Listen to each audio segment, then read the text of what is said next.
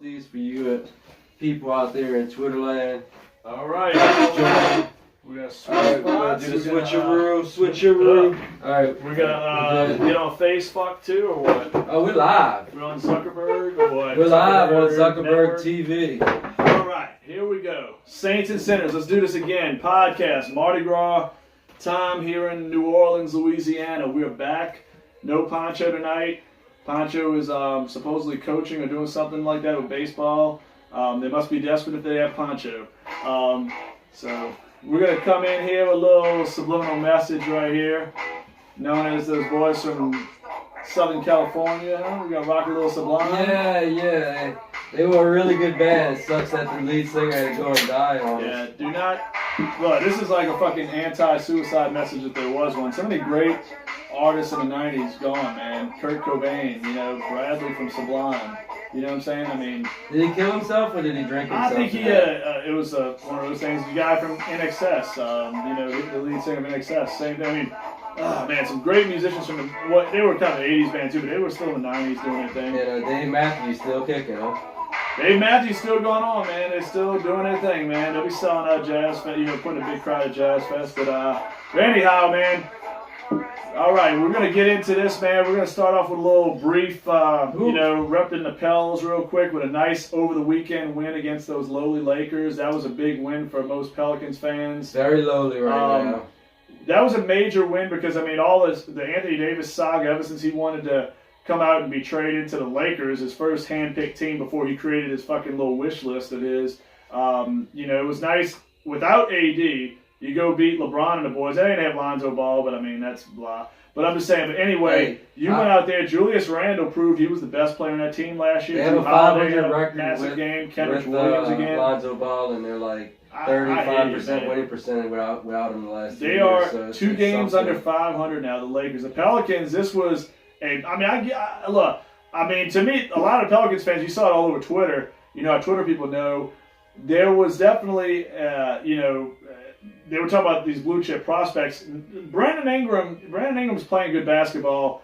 Kuzma's a guy I liked originally. Kuzma's been okay. Lonzo is hurt, or out for whatever reason, no telling with that guy. But LeBron is the big question, in Laker Town. The Pelicans just took it to the Lakers. They pretty much won that thing from beginning to end. That was just a dominated victory. And the Lakers came back to lose again the following night or 2 nights later to Memphis, of all teams, one of the worst teams in the NBA, the Grizzlies. Yeah, I think it's about time, as a Lakers Is it time fan, to give up and look for the draft, or what? It's time to invest in the draft, and it's time to look for a new team for LeBron James. He's kind of wore out his welcome, and I see if they're going to keep following the LeBron plan, they're going to be just as good for the next 5 years. Like I said, instead of having something to build on with Brandon Ingram, Kyle Kuzma. But I don't know if those are the right guys, or they have potential, but do they need more than that? Should you just auction LeBron off to the highest bidder, like the New York Knicks, and the deal we're talking about taking with the Pelicans? It's almost funny, as much as Davis and LeBron were trying to team up. Would you say if they auction him out there, the same teams could be competing, like a Boston or a New York, for the services of both? You know what I'm saying? It's kind of a weird thing that could happen. So they might wind up split up for another year. No matter what they do, because I don't see a team out there that has enough assets to get both of them. Not to get both. Davis is going to play somewhere for 1 year no matter what. But LeBron, if you're the Knicks all of a sudden, we talk about that Dennis Smith Jr., Mitchell Robinson, top 2 pick potential, maybe a Kevin Knox. That could be the formula for LeBron. I know Lakers fans are going to hate on that, but you got to face the facts. You're 2 games under 500. You're likely not making the playoffs. You're a few back of the Spurs, who to me, that's the wrong team to be chasing for the A seed. You still got to leap over the Kings, who have the 9th seed right now and are playing really good basketball. The Spurs, to me, are a tougher catch, if that makes any sense, than the Clippers. The Clippers have played good ball lately. The Spurs have had a tough stretch. They played some really good opponents of late. Well, the Spurs got a coach that can coach a G League. That's what I'm saying. Exactly. That's what I'm saying. You're chasing the wrong team. So the playoffs, to me, are unlikely for the Lakers. I know we talked about it on the podcast a few times, but fuck the Lakers. Look, the Pelicans, I really like what I saw. I saw some heart. I see the guys. I don't want to see Anthony Davis on the floor the rest of the year. Fuck LeBron. I think AD. You know, look, back to LeBron. You know, it's funny. They did a poll on Twitter, and LeBron's the most hated player in the NBA. That's crazy. The biggest name in all of sports, possibly. Along with Tom Brady. When you go out there and complain about your teammates and you're giving the worst effort out of all of them. Then, I mean, his effort. I mean, everything's on video. I mean, you can just sit there and watch Anthony Davis. I mean, Anthony Davis. When you're not giving effort. Yeah. And you still talking shit about guys that are going hard. What is the problem? Without naming names, like if you want to throw comments against like Lance Stevenson. Yeah, I mean, basically you saying that roster's not that good, but you knew that when you came there. Everybody knew that. The Lakers were probably the 20th best destination he could have went to. No offense, I know you're a Lakers fan, and there's Lakers fans watching, but let's be real. The Pelicans would have been a superior option to go with Jrue Holiday and Anthony Davis, Mirotic, and the team that we had. It would have been a much better option. It would have fit more from a basketball sense. You'd have had wing, point, big man, perfect formula. Same like they did with Miami, with Dwayne Wade, Chris Bosh. You know what I'm saying? It would have made perfect fucking sense. But now both teams are rebuilding. Well, I mean, and I don't think the Pelicans are going to much I think the Davis trade is going to, like, you know, me and my boy Ryan Campbell were talking about. Ryan's a great local basketball guy. We used to ball in New Orleans East as kids, man. Great basketball fan, old Supersonics fan, my boy Ryan. But anyway, he had a good, you know, theory too. I mean, like, they're moving on without Davis. I think you have the pieces in place, not all the pieces by any means, but you have some pieces. And this Davis trade is going to be such a big factor. We talk about it every podcast, but I love the heart I'm seeing from my team. That's all I'm saying. I got to keep applauding the Pelicans because every night, I mean, Sixers, they lost a tough game. You know, to me, sit Davis the rest of the way. You know what I'm saying? They played one of the best teams in the league, very tough. They beat the Lakers, who were searching for a playoff spot. They have their best player. We don't, technically. You know, so, you know, you're playing good basketball. You know what I'm saying? Keep it going, Pels. You know, let's get Davis out of here as fast as possible. And I hope he doesn't dress the rest of the season, but I think he probably will. You can send LeBron on the same plane as far as I'm concerned. Damn, it's crazy how the times have turned. The Lakers fans are turning on LeBron after 70 games or so, 65 when you talk shit, when you try to ship out everybody, you talk shit about them, and then you're giving the worst effort on defense on the whole team. Hey, I mean, Davis is doing the same thing. When you're literally not moving, put her on Twitter. Davis is fucking. I mean, if y'all want to see some bullshit defense, Google game footage of LeBron. Watch AD for the last since the trade. The last several games. I mean, that's what I'm saying. It's kind of crybaby basketball. You know, he's shooting under. You know, he's having a very inefficient offensive game. This is what I'm waiting for. You know, this is what I'm waiting for. Brandon Ingram has emerged as the Lakers' best player. Watch this. LeBron's going to do something, and there's an injury. He's going to milk the rest of the season. I can just call it right now. Yeah. In the next week or two, if y'all fall to about 5 games out of that playoff spot, LeBron might not play. Oh, I got a hamstring, a pinky injury, something. It's going to happen. I've seen that comment on Twitter many times. It's going to happen. It's going to happen. Honestly, like, in that game against the Pelicans, there was a moment where he twisted his ankle, and I was like, okay, that's his season. Floor? Yeah, I mean, no, that's his season. I mean, he knows he can't. I thought he was walking off the floor at that moment. He knows at the A seed, if the miraculous effort of getting into the A seed, they're not going to beat the Golden State Warriors. They're going to get their asses handed to them. They may win one game, and that's a stretch. But let's be real. Let's go move on. I mean, congrats on the Pelicans. Really, that was one of the biggest wins all season. What's been a dismal season, you know, with the trade talks with AD, you know, a lot of injuries all season long. That was a big win, I think, from a mental standpoint, beating the Lakers and LeBron like that without AD. It just shows you when you have a good coach and you have guys that generally like playing together. You know, even if they're not the most talented team, they're not. They're not ready yet to compete. This team still needs work in the offseason, but man, the effort you're seeing from guys. I mean, you know, the Pelicans, man, you got to applaud them. I mean, these guys, a lot of teams could just, man, you got a lot of personalities out there who just flop and just give up. These guys are in every fucking game since this Davis thing happened. I mean, the Pelicans, locally, man, Gulf Coast region, we need to show them some love because they are really, you know, guys like Jrue Holiday, Kenrich Williams, Jahlil Okafor, you know, Julius Randle, Frank Jackson, all these guys out there, you know, they're putting in a hell of an effort, man. I mean, they really are. And Alvin Gentry was a guy I was really on the fence about for the last 2 years. But I'm really, I like the way he approaches the media. I think he's awesome in the media. And I think he really has those young guys trying and giving their best. And that's all you can ask for a head coach. Teach and you get the most out of your players. And I think he's doing that right now. I think that's, you know, I mean, hey, everybody wants the Greg Popovich X's and O's guy. There's not too many of those out there. But, I mean, Alvin is doing a solid job, and he's my guy going forward. I'm going to lean on him. But we're going to go segue. Sometimes you can have that in an assistant coach, you know. Maybe so. If you have a coach that can inspire people, that can lead the troops, that's what you need right there. Well, let's segue into a lot of teams don't have. The NFL right now, which, you know, I mean, we're a football region first more than anything else, it appears always, you know. The Who Dat Nation is here. A fairly decent-sized name. We're going to start seeing the names. That's what we wanted to dwell on here today. The guys that can be released over. We did an article on 504sports.net about guys that are big names that could be cut in the next couple weeks with free agency approaching on March 13th. Michael Crabtree, a bit of a surprise. I mean, not an elite receiver by any means, but a solid player who's had a nice career. From a team that's kind of a little questionable wide receiver. He's a little replaceable. I think this signals that they're going to invest in the draft, or they got somebody that they like out in free agency. But do you put a rookie receiver with Lamar Jackson who doesn't look like he can learn the playbook just yet? He doesn't look ready. Well, you got a second-year quarterback, and you got a first-year receivers. They can grow together. I mean, is that going to be patient? Rely on your... I mean, is that something the fans? I mean, Baltimore's had a winning history ever since getting their football team back. I mean, with the Ravens, they've been a pretty successful franchise with a couple of Super Bowls. They had plateaued with Flacco, so I mean, I still say Flacco would have given the best shot of winning that playoff game. And to me, that's what you owe your fans and your rest of your team. I mean, you're not trying. It's not mature Lamar Jackson first, win second. It's win first by any means necessary. I didn't agree with Harbaugh's decision at all to roll with Jackson as bad as he looked in that game. Well, he would have got rolled the next round, so it doesn't maybe so, but you never know. You got to play the games, you know what I mean? But Flacco would have given him a better shot of winning. I mean, Flacco wasn't helping nobody win. That's why he was let go with little fanfare. I'm not sure about a fourth or fifth round pick. He was basically given away. Look, I mean, they were about to cut him, and Denver and their I think it's a good move by Denver. I think it's a good move by Denver. Now they got another.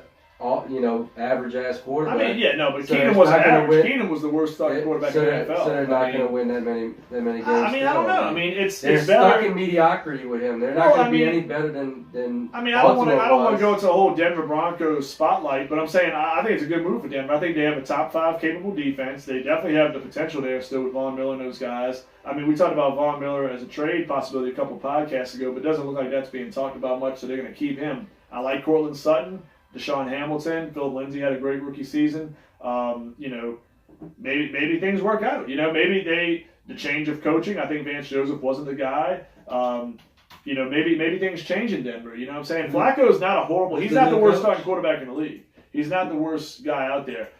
He's pretty close to it though. I mean, he's not great, but I mean, I don't know. Lamar Jackson has a lot of bust potential. That's all I'm going to say. I'm not going to say he is a bust, so don't come back if he does something ever. He's got a lot of bust potential. That's all I'm saying. From the guy I saw last season, he has to mature a lot in year 2. But right now, we talk about, other players that could join Crabtree. I mean, we did our article. Our article featured a few guys. We had LaShawn McCoy.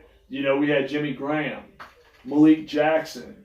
Talked about some guys like that could definitely, pretty good-sized names that could still help teams out. Well, one guy, he might as well retire at this point. Jimmy Graham was a Pro Bowler. He's a Pro Bowler 2 years ago. He had 50 catches this year. I mean, that's better than a lot of tight ends. Jimmy Graham's still probably a top 20 tight end in this league. I mean, I don't think I can name 32 guys better than Jimmy Graham right now. I've seen him play that last year. I mean, he's not the same guy he was 5 years ago, without a doubt. And 500 yards. That's what. More than 30 yards a game. Yeah, and 15 games. But I mean, when Graham missed time. Graham had a bad hand. He had a hand injury. Just a few yards less in 8 games. Yeah, he's a tight end though. But I mean, that's an unfair matchup. But I know it is. But I mean, he still won. He still had more fantasy points. But anyway, the whole thing of the matter is what's more points in per game. But anyway, you could go about the win all you want. We know who won that bet. It just matters, that he had more points per game. That doesn't matter, man. I mean, that's what I base my fantasy stuff on. But that wasn't when you bet a certain. When you have more points per game, you had a better season. All right. Sammy Watkins is not good. But anyway. Graham is not the player he once was. Offense in the league. Graham is not the player he once. Well, yeah, he's the 4th option on that offense, but Graham is not the player that he once was. Let's be real, he's not. But Graham with a Drew Brees or Tom Brady could be intriguing. Gronk's not the same guy he was. Maybe I think the Patriots would be sensible. Couldn't get it out. I mean, he couldn't, but Aaron Rodgers. And they had no reliable second option. He could have easily slid into that second option. No, but I don't understand this. Let me ask you this. But the weird thing about Jimmy Graham, and this is I'll play devil's advocate with Graham. I know you're gonna hate on Graham for some reason. I don't know what he did to you, but Graham. Here's my thing. Graham had the catches and the yards are pretty mediocre tight end numbers. I mean, they ran the ball a little more down the stretch. Devontae Adams had a monster season. why was the red zone targets 2? I don't know if I put that on Graham. I don't know if that's play calling or Mike McCarthy early on. Was that Rodgers not finding him? But Graham has always been a guy that's flirted with double-digit touchdowns, which he did for Seattle. You know what I mean? He's did it with New Orleans. You know what I'm saying? He's always been a red zone monster. The guy, I don't care if he's the athlete he once was. He can still out-jump most guys. He catches the ball high. He can make plays in traffic. Why has he got 2 touchdowns? It ain't because, I mean, I don't say he sucks because there's a reason behind it. You know what I'm saying? He's just not as good as he used to be. I don't buy it. I think, here's the thing with Graham. Graham's going to find a job somewhere. For a while now, and he's not. Last year. I mean, Gronk slowed down too. Gronk had a bad season for the most part. He had a couple of standout games, but I mean, Graham is a guy. Jordan Reed's another one at tight end. A reclamation project. This, you know, they talk about there's not much at free agency for tight ends, but I think this is a year. If you have a tight end issue, like say the Houston Texans or the Dallas Cowboys, you know. The Seattle Seahawks. You can bring in a guy, and I know the Seahawks went through with a veteran, but this is a great draft with tight ends. We talk about 3 or 4 guys that could be top 50 picks in this draft. You talk about reclamation products such as, you know, a Jordan Reed, a Jimmy Graham. That is possible. Tyler Eifert. Eifert's probably the one I trust the least because I think he hasn't proven as much, and he's been the most injury-prone of late. Jordan Reed, I mean, he's intriguing to me. He's probably the most intriguing out of the retreads because he's the youngest. Well, technically, Eifert and him are about almost the same age, but Reed has the most upside of all those 3. You know, I mean, he's only like, was Reed 27 years old? I mean, you know, that guy was one point in time considered an elite tight end. But he had a very healthy last year. He did, but I mean, I don't. Does that mean he's due? He could be. That's what I'm saying. The health is on track. He's had a lot of concussions. The health is on track. You know, a ton of concussions, a ton of lower body injuries to all parts of But when he's been healthy, he's been a maniac. And I know people are going to say, like, oh, you live in names. And I'm not a guy to live on names. I'd rather find a young, unproven guy. But at a league minimum deal, to bring in a guy that knows what he's doing, like a Graham or a Reed, it's got to be intriguing to good teams that are trying to win a Super Bowl. You don't think Reed would make more than league minimum? I don't think he can now with this tight end class that's coming out. I think you got several guys, the Iowa guys, Irv Smith. You know, there's other guys out there. I mean, there could be 3 or 4 starters coming out of here. There's a lot of teams, you know, looking for any kind of tight end help. There might be, but I mean, I don't think it's a massive deal. Contender, I think that would be his best bet if he goes to it. But what contender is going to pay him a big salary? I'm not saying a big salary. I'm saying more league minimum. Seahawks got $4 million. You got to figure. I mean, okay, the Seahawks they didn't want to deal with Graham. Low end running back money. What's I say? But I mean, maybe 2 or 3 million. Maybe. I mean, 2 or 3 million is still a steal of a deal. I mean, if that guy comes in like Eric Ebron last year, if you can get a resurgent year, I mean, a lot of people wrote off Eric Ebron. Obviously, he got in the right situation. He had a heck of a season, double-digit touchdowns, had a heck of a year, and was in the Pro Bowl. If you come out, Jordan Reed or Jimmy Graham can do that for the right situation. Like I always look at the Saints and the Patriots. Patriots may go young with a tight end. I mean, I think that'd be the smart thing to do with Gronk. I think the Patriots are going to go more at receiver in free agency because there's a lot of them out there. Irv Smith, if he could last, I mean, possible. Irv Smith, one of the Iowa guys, we don't know. Jay Sternberger? I don't know about him. I think Smith goes before him, but, you know, we'll see. But, you know, LeSean Irv Smith's already off the board because we may see, three tight ends go in this first round. I don't know. That's rare, man. That's rare. Because I think the first one's going to go off the board fairly early. That's usually pretty rare, though. T.J. Hawkinson. You know what? How does Houston pass on Hawkinson? I mean, they're so terrible at tight end and offensive line. They need guys that can kind of block. They need another receiver. If Jacksonville doesn't get a quarterback, maybe so. Invest in the tight end. That's one of the best blocking tight ends to ever come. But I don't think it's a run on tight ends by any stretch. I don't think you see 3 in the first round. Maybe 2. Maybe. It's rare to see 3 tight ends, and I'd love to see the last draft where that happened. I don't think it happens very often. You know, Ebron's going to make $5 million, then he's unrestricted. That's what I'm saying. I mean, but Ebron was a guy kind of $7 million total. But he was a reclamation guy. You know, a lot of people wrote off Ebron. He was a high draft pick. You know, he's much younger than those guys still. But my thing is, man, tight end. I think if you're savvy, if you're the right guy throwing you the ball, the athleticism, you know, leaving you behind a little bit doesn't make as much of an impact, you know, to me. I think you can get away with that at tight end. A lot of that's hands, route running. If you're willing to block, if you can find open areas in the red zone, you can be a real valuable asset to your team. But, you know, the next guy, LeSean McCoy. Off the field issues, had a terrible season last year, 3.2 yards per carry, awful season. He's had a great career, but is it time for Buffalo to move on with a second-year quarterback? I mean, not only would I move on, but Who wants $9 million cap hit. Who would have him into their facility with open arms? Maybe the Patriots, because they don't give a fuck. No, I don't think the Patriots touch him. The Patriots are set at running back. I mean, Sonny and James White, or even just Sonny. I think they're. I don't know who touches McCoy. The team I look at first, and I'll tell you just because they ran so badly, not to pick. But I know you used to be a Bucs fan, but I love the Bucs offense. They're passing. They have crazy weapons in the passing game, but they have 0 running backs right now. I don't believe in Peyton Barber. Jones looks like a bust. Is their running backs not good because they don't have good run blocking? Maybe they need to. They may need work, but I don't know. They need to invest in the offensive line and get. But something about Jones. Jones can't even get on the field half the time. He's a wasted pick. I didn't like him as a prospect. Barber to me is serviceable, but I think Barber's just a guy. Yeah. He's just a guy that you can replace. McCoy might not be a bad risk if he gets cut. McCoy gets a little bit of money out of that deal. If he comes on the cheap, wants to go, screw around. Is that the kind of guy you want to bring in to have, be like? That organization, the same organization that traded, to move up into the first round and draft a kicker. But now they got Bruce Arians, so they do have a smart guy in the room. Arians has got to fucking command things for sure. I don't think you can bring an ownership situation and general management's questionable. But with the history in the past that both of these guys have, I don't see how you can bring them into the same locker room. No, I'm not saying that's a bad move. It is a bad move. It's really I'm not saying I would do it, but I would take it. Any team right now, a 30-year-old running back who's lost it, who's got off-the-field issues, I wouldn't touch him with a 10-foot pole, but some team will. He will not go unemployed. We might have seen the last of LaShawn McCoy. No, I don't think he goes unemployed. With all these running backs coming into the league, it's not like teams are not going to be able to find guys. Another team I'll throw out there. There are, but you want a veteran, and then you can pair a second guy. But is it worth the baggage he's bringing in? There's a team that might. Cleveland just signed Kareem Hunt. We talked about the agenda, what it could be, what it could not be. But LaShawn McCoy if that's anywhere near truthful, that's a lot more serious. No, it is. It's horrible. That's domestic. I'm not saying I would. I would not bring LaShawn McCoy to my team. I wouldn't want him anywhere near the Saints, and he would have no reason to be there because we got guys.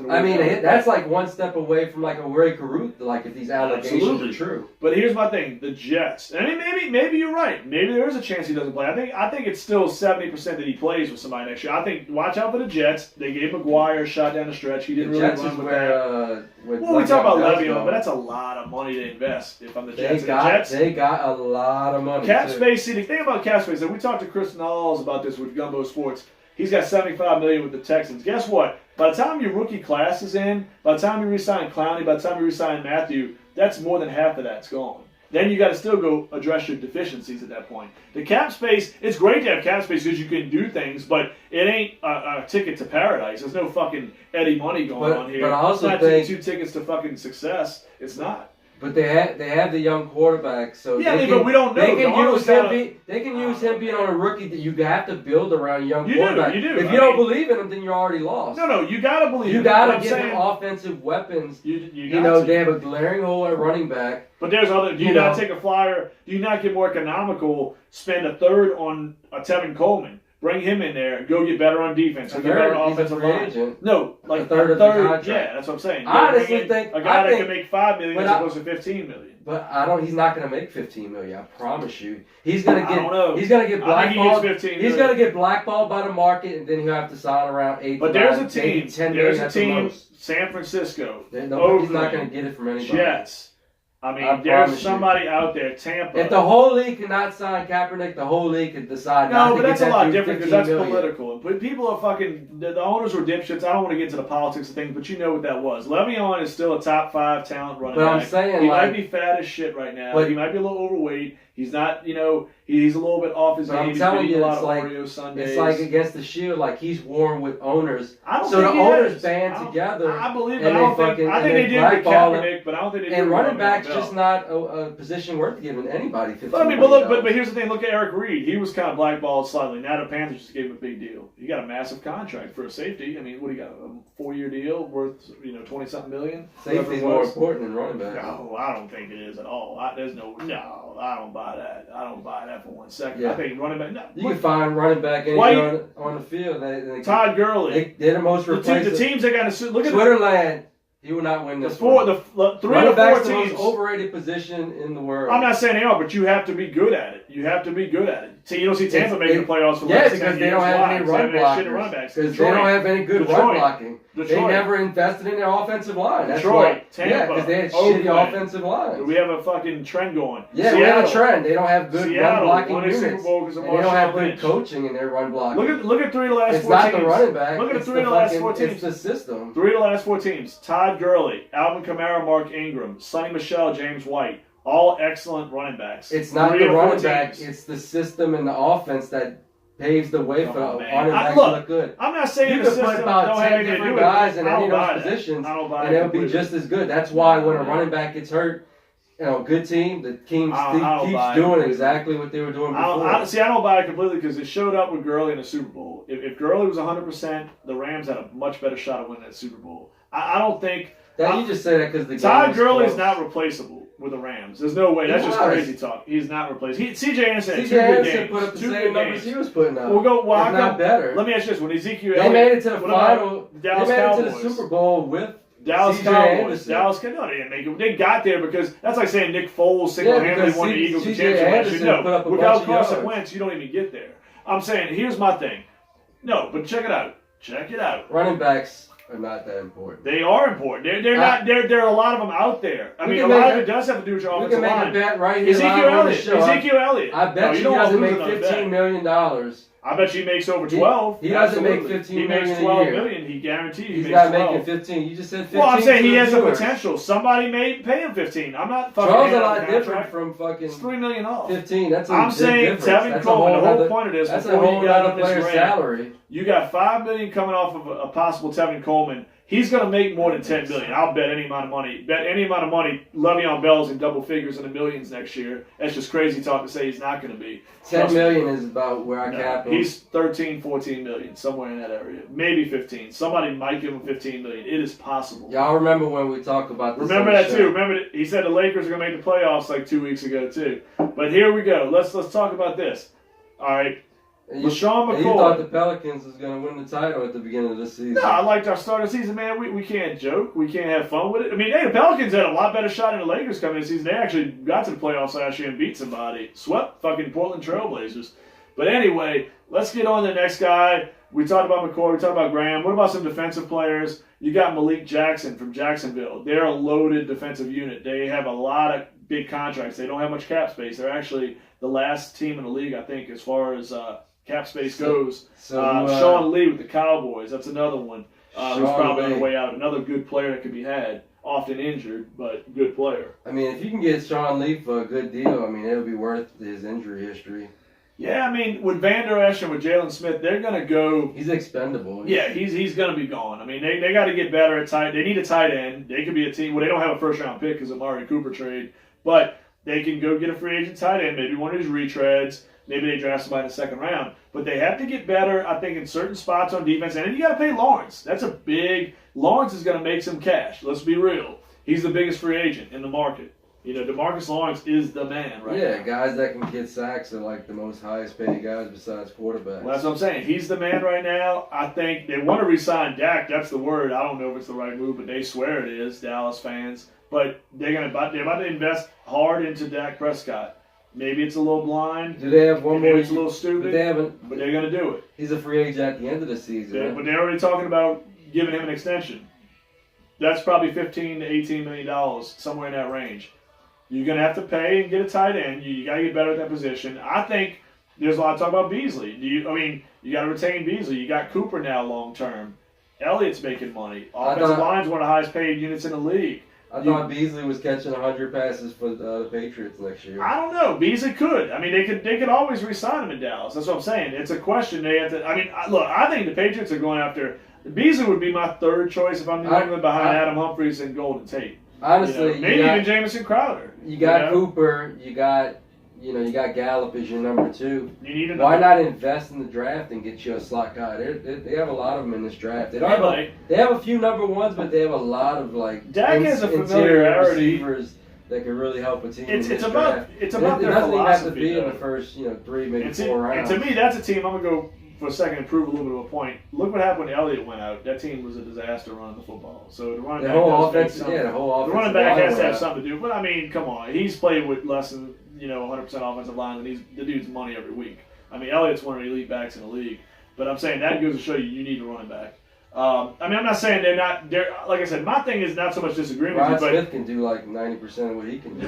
no, not at all. Rod Smith can't even. Rod Smith is going to get a contract this year. No, that dude's not. No, that dude's not going to be anywhere. If he signs with the right team, Austin Eckler's better. Don't than take Rod him from Smith. me. That dude's nah. Because I'm coming for you in the second round. That dude's not going to be starting for anybody. I can promise you that. Austin Eckler's got a better chance than fucking Smith.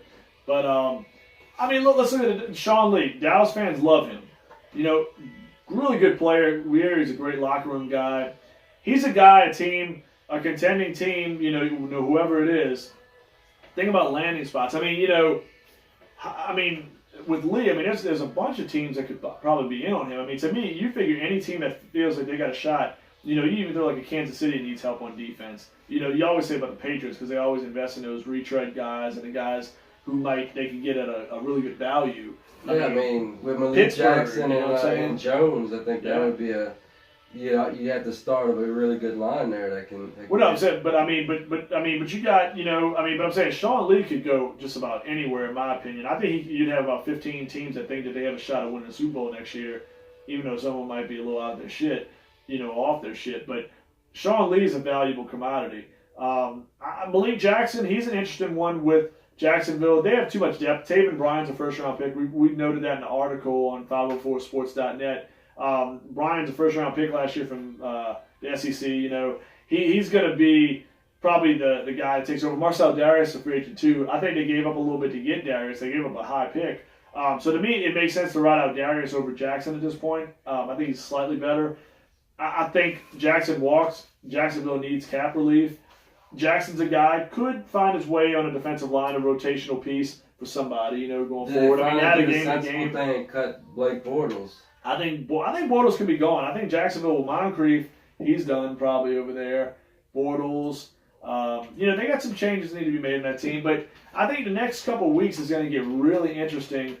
There's going to be a name. People even talk about Gerald McCoy, which I think is crazy because I think he still has trade value. I think McCoy, you said today you heard a report that he's probably staying now at Tampa, or Tampa's reconsidering. They're either saying he's staying or they're just saying he's staying at field offers. It's always in the media. Oh, it could be definitely. You got to kind of read between the lines sometimes. I'm just saying, I don't think he's a cut. I don't think he's a flat-out early cut. No, they pretty much came out and said that he's not going to be cut. Yeah. And they're having a strong push to have him, finish out with the Bucks. I'll tell you this, he's man. big in the locker room.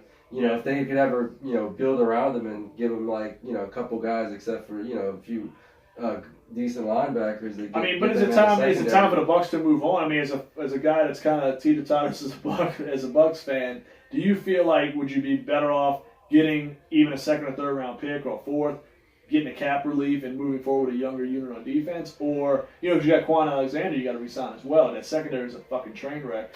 Do you move on and field better players in other positions? You know what I'm saying? Is it that time? If I'm that team, I try to keep building on offense because their fucking defense. Their defense is so far away that they're gonna have to rebuild. But you gotta get better. You can't win with a 30th ranked defense in this league anymore. The balance has definitely come back into play. I mean, look at New England. I mean, I think that was such a big reason. Nobody talks about the defense. We all want to give Brady all the credit in the world, and Michelle and other guys. But if you're not close, you need to try to score points because you're not going to stop anybody. They were the number one passing offense in the league this year. I mean, it didn't translate into anything. Well, now they didn't run the ball, but I mean, you got to get better in the O-line if you're Tampa. You got to get a fucking an answer at running back. Whether it's a Tevin Coleman or a cheaper option, which is like Coleman, which I think is probably the better option. Or if you go hard on Le'Veon Bell, but I think you have to go cheap. I believe in Coleman anymore, man. He had his shot and he kind of blew it in Atlanta. Atlanta didn't give him the ball. Go look at the numbers. That guy was lucky to get 10 carries. I mean, Atlanta got so fucking far. That's what I talk about. You have to be balanced. Atlanta ruined their season. They had injuries on defense, but Freeman wasn't 100%. They had problems with him. Shut him down. But the fucking defense wasn't getting helped out at all when you're throwing the ball 50 times a game. You got to balance it out. You got to keep your defense fresh. The Saints realized that the last couple of years, and that's why they've been a contender. And well, if the offensive line gets no push and you have mediocre guys back there and you're getting 1 yard. When you're getting 1 yard, I mean, you're getting 1 yard per carry, then you have to throw the ball. I don't like the Falcons. Otherwise, you're going to be 3rd and 8 every. Well, let's be real. That's not a terrible line. It's not a great line. Like you said, they're pretty average. But I mean, you can't put all the pressure on the line. It's an average line. Alex Mack's still one of the best centers in the league. Matthews can ball a little bit. They don't have terrible players on that offensive line. It's not the worst offensive line in the league. It's about commitment to the run. You go look at his stat line. If you can pull up Tevin Coleman's stat lines, go look at how many times he had. So you're surprised. He had single-digit carries. Their number one running back getting 7 or 8 carries. That's not going to win in this day and age, in any day and age in the NFL. I don't care if you're Pat Mahomes and you're chucking the ball around all day long, you're Drew Brees, whoever, Tom Brady. You're not going to win with 8 carries from your number one running back. You have to bring physicality. You have to wear down a defensive unit. You get 8 carries because you're down the whole game. But I mean, but you have to still show the run. But you're not down. I don't care if it's 14-0. You don't give up on the run at 14-0 in the first half. You have to play it possession by possession and get back in the ball throw, and then they'll run in the second half when they're already up. If you gave up on a run and you're down 2 possessions in the first half, something's wrong. You head in the wrong direction, coaching wise, or something. Because, I mean, a 14-0 game, you shouldn't be giving up on a run in the first half. You're still 1 touchdown away from being right there. You know what I'm saying? They'd have to be getting blown out. I'm sure every game they weren't down 21 points in the first half. That's just bad commitment to the run. You know, I think, Dan Quinn just didn't do a fucking good job as a coach. I think their defense is not great. They had some injuries, but the Falcons, to me, shit the bed. They screwed the pooch because they didn't run the ball. I mean, Coleman... No, it's almost to me like they tapered his carries. Everybody on the defense got hurt. No, I'm not saying it's you can't say it's. I'm not saying it's the sole reason they missed the playoffs. It hurt. A big reason. It hurt. No. What I'm saying about the run, you don't. But look at the lines. Go pull up Tevin Coleman's stat lines. I'm just saying, pull up Coleman and see what he did. There's a lot of low carry games, way too low of a carry games. You know, I mean, I'm just saying okay, here's my thing. Your defense is fucked. What do? You don't go blitzing more often. You don't go fucking throwing the ball more often. You sit on the clock more. I'm telling you, the best friend of a defense, just like they say in baseball, pitcher's best friend is a great infield defensively. In football, your best thing you can do for your defense is keep them off the fucking field. Well, if you're running, I don't care. If you're down 14-0, you shouldn't be throwing it every fucking down in the first half. They weren't down 14-0 in every game. When your best between the tackles runner goes down. I told you, I knew Freeman was a guy. I mean, we all knew that. But I'm saying Coleman is not a bad player. Coleman's going to start before Rod Smith. I'd bet money on it. That's all I'm saying. I mean, Coleman's got potential. I mean, I don't know what the hatred is on Coleman, but I don't think he's a bad back. I think Coleman had his shot and he blew it. I don't think he blew it. You can't blow it if you don't get the opportunity. He didn't get a shot. Look at his carries. Go pull up his numbers. Go pull up his stats. I'm waiting for that, man. If you find me his carries, I'm telling you, he had low carry games, some significantly low carry ball games. You know, I mean, you can't say you blew it. Blowing it is, have an opportunity like a Jerick McKinnon had a couple years ago, and then San Francisco still gave him a contract. Or, there's different players that have a free run at the position and just don't take charge. You know what I'm saying? It happens. I mean, it happens all the time. I mean, blowing it's that. But I mean, to me, if you don't get the opportunities, you don't get the carries, that's it. I mean, everybody in Seattle gave 3 or 4 guys before they found Carson the opportunity. You know what I'm saying? He ran with the situation. He got the opportunity, though. He got 20 carries. Coleman, if Coleman got 20 carries more than 3 times this year, I'd be shocked. You got some numbers on Coleman yet, or what? I mean, let's see what Coleman's got. All them carries really helped them get fucking. Well, I mean, they got in the playoffs. They were a losing team the year before they got in the fucking playoffs. I mean, they lost a close game against a playoff team. It happens. They were never in the game. There was one possession decided the game, didn't it? They got their ass whipped. It was a 1-possession game. What was the score in that game? They were down like 2 touchdowns. But what was the final? Fourth quarter. What was the final? Come on. They never even got the ball back. They were a snap away from possibly tying up that ball game. That game was close to that. If they got an onside kick and a lot of miraculous stuff happened, they might have had a chance. If anything, their defense let them down. Their defense wasn't very good at all. I mean, and they got to the playoffs. The offense was terrible because they kept giving the ball to the running back. I mean, hey, look. Dallas. They didn't do anything. Give the Dallas defense credit. They did that to the Saints. I got to give them credit. I'm just saying. You can't say, Seattle credit. I mean, You that's know, just that silly was to their say it's a bad strongest up philosophy. the We got middle, you to the dance. and they you ran ride the it. ball right up the middle. The But whole here's my game. thing: you go with what got you to the dance, and running the football, and not letting Wilson chuck it around, because that didn't work. I mean, they did that, and it didn't work. So where are we at with Tevin Coleman's carries, man? Come on, let's get some numbers. Tevin Coleman had 167. 167 last carries. That guy should have been 250 to 300. That's not enough to me. What was his yards per? I mean, I'm not saying he had a great 4.8. season. 4.8 yards per carry. Booyah. Fuck. You know what I'm saying? Give the guy an opportunity. Coleman, he should be playing more. Atlanta, you're idiots for not running him. Devontae Freeman is the better back, hands down. Don't get me wrong. But Coleman should have got more love than what he got in Atlanta. And I think he should go somewhere else. Tampa would be smart to get Tevin Coleman and work on their defense with the rest of that money and in the draft. Well, they still need to invest. Offensive line needs help. And then you could add a name or two. I mean, look, Quentin Nelson. Look how much one player made an impact. They got no for the push Colts. on the offensive line. That's why they couldn't run the ball. No, but you don't have the guys. Barber, we watch Barber. He doesn't have breakaway speed. He's mediocre hitting a hole. He doesn't break tackles consistently. You can see if a guy's got it. C.J. Anderson's getting like almost C.J. 200 Anderson's yards with the Rams. But he's a former 1,000-yard rusher. He won a Super Bowl with Denver being a solid back. He was a solid back in their system. He wasn't terrible. He wasn't great, but he wasn't terrible. He's a former 1,000-yard back that accomplished some things early in his career. I mean, let's be real. Yeah, he got opportunity. He's better than Peyton Barber. Yeah, he's definitely better than Peyton. What I'm saying, Peyton Barber's a guy that's serviceable. You can't win with Peyton Barber as your RB1. I'm sorry, not with that team. Not happening. Yeah, I mean, but there's a better team knows to go with somebody else besides Peyton if Barber. your offensive line's getting the push, anybody look good back there. I don't know, man. Dallas.